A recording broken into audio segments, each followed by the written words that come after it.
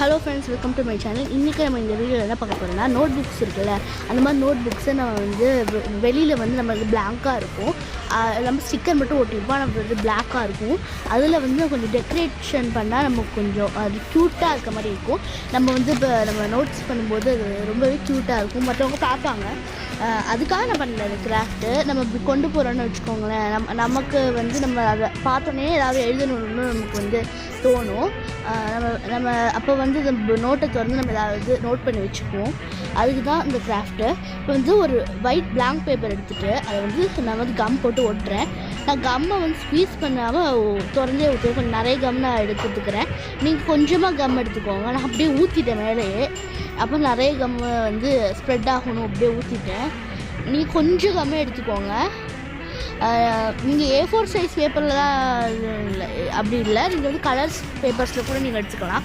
உங்கள் நோட்டோட கவரை பொறுத்து இருக்குது. சின்ன நோட்னால் நீங்கள் இது மடிச்சுக்கலாம், ரெண்டாக மடிச்சுக்கலாம்.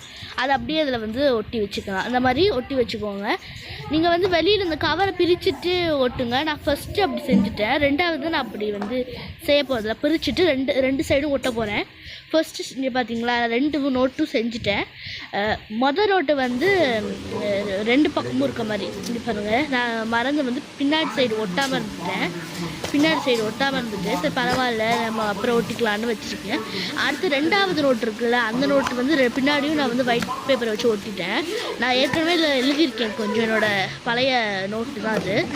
இந்த வருஷம் நோட்டு தான் அது. நான் அப்படி பெயிண்ட் எடுத்துகிட்டு ஏதாவது உங்களுக்கு பிடிச்ச ஒரு கலரில் ஃபோம் ஷீட் எடுத்துக்கோங்க. இது கிளிட்டர் ஃபோம் ஷீட் தான் நான் எடுத்திருக்கேன்.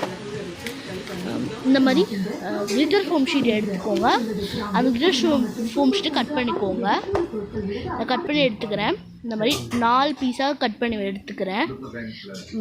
சின்ன சின்ன பீஸாக கூட நீங்கள் கட் பண்ணிக்கலாம். உங்கள் ஐடியா தான் என்ன மாதிரி நீங்கள் செய்கிறன்னு. நான் செய்கிறத பார்த்து அப்படியே செய்யலாம், இல்லைனா நீங்கள் உங்கள் க்ரியேட்டிவிட்டிக்கு தெரிந்த மாதிரி நீங்கள் செய்யலாம். பாருங்கள், அது கீழேயும் மேலேயும் நான் ஒட்ட போகிறேன். கம்மு வச்சு ஒட்ட போகிறேன்.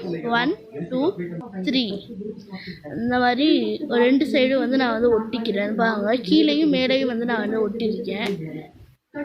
இப்போ நடுவில் ஃபுல் பிளாங்காக இருக்கும். அதில் உங்களுக்கு பிடிச்ச கார்ட்டூனை நீங்கள் வரைஞ்சிக்கலாம். நான் இந்த மாதிரி ஒரு கார்ட்டூன் வரைகிறேன். இது ஒரு கேக்டஸ், ஒரு கள்ளி செடி தான் நான் வரைஞ்சிருக்கேன். அது ஒரு கண்ணு குத்தெல்லாம் வரைஞ்சிட்டேன். அது அழகாக இருந்துச்சு நான் பார்க்க. இப்போ நம்ம ரொம்பவே க்யூட்டாக இருக்கும். கலர்ஸ் எடுத்துக்கிட்டு உங்களுக்கு பிடிச்ச கலர்ஸில் நீங்கள் அதுக்கு கலர் கொடுத்துக்கோங்க. நான் களிச்செடிக்கு என்ன கலர்னு உங்களுக்கே தெரியும், பச்சை கலர். அந்த பச்சை கலரில் தான் நான் அடிக்கிறேன். 1 2 3 இந்த மாதிரி ஃபுல்லாக நான் அடிச்சிட்டேன் கலரை. இப்போ இதில் உங்களுக்கு பிடிச்ச மாதிரியே ஒரு ஏதாவது எழுதிக்கோங்க. நான் ட்ரீம் கம் ட்ரூ அப்படின்னு ஏதாவது ஒன்று எழுதிக்கிறேன். இந்த மாதிரி ஏதாவது நான் தோன்றதை டக்குன்னு எழுதிட்டேன். நீங்கள் தமிழோ இங்கிலீஷ்லேயோ எழுதிக்கோங்க. அடுத்து இன்னொன்று எடுத்துருக்கேன். நம்ம பின்னாடி ஒட்டாச்சு இருக்குல்ல, அதை எடுத்துக்கிறேன்.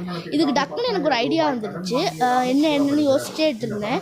அப்போது டக்குன்னு ஒரு ஐடியா வந்துடுச்சு. மாஸ்கிங் டேப் ஒட்டி கலர் அடிக்கலாம்னு நினச்சேன்.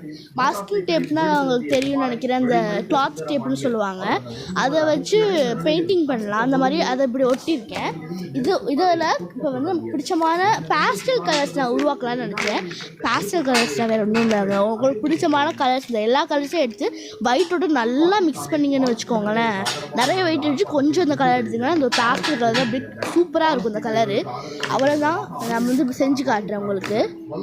1 2 3 இந்த மாதிரி தாங்க. அதோட ஒயிட்டோட இந்த கலரை மிக்ஸ் பண்ண இந்த மாதிரி வந்துடுங்க.